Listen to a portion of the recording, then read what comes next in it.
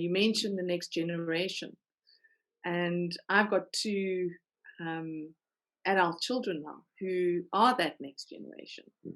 And what I'm incredibly impressed about with them and their friends, both men and women, um, is how they are calling each other out when the toxicity rises.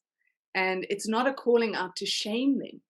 It's a calling out to show them and explain to them that what they've just done or what they have just said is not actually okay.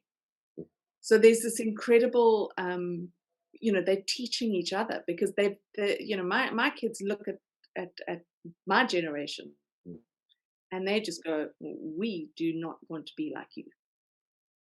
They Thank do not God. want to be like. Yeah, and I mean, I'm incredibly grateful for that, and have done everything I could possibly do to encourage my children to be themselves.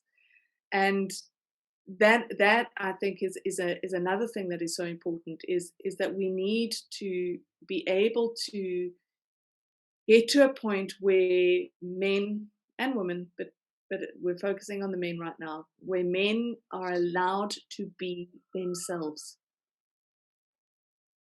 because I don't think that they have been.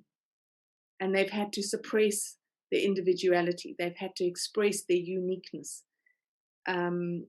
despite over and above the fact that they've also had to suppress all their pain. And a lot of the things that we go through that cause us pain, that cause us suffering, are life defining or life defining moments, and actually moments that define who we become. And if in that moment of pain or suffering, we are not allowed the space to feel that, to go through it, to process it, it becomes something that gets stuck in the dark, that gets stuck in the shadow, and it will emerge at some point in our lives. And that point when it does emerge can be incredibly liberating or incredibly destructive. And we see the destruction in what happened to my brother, and we see the destruction in a lot of the leaders of the world as it stands currently. Um,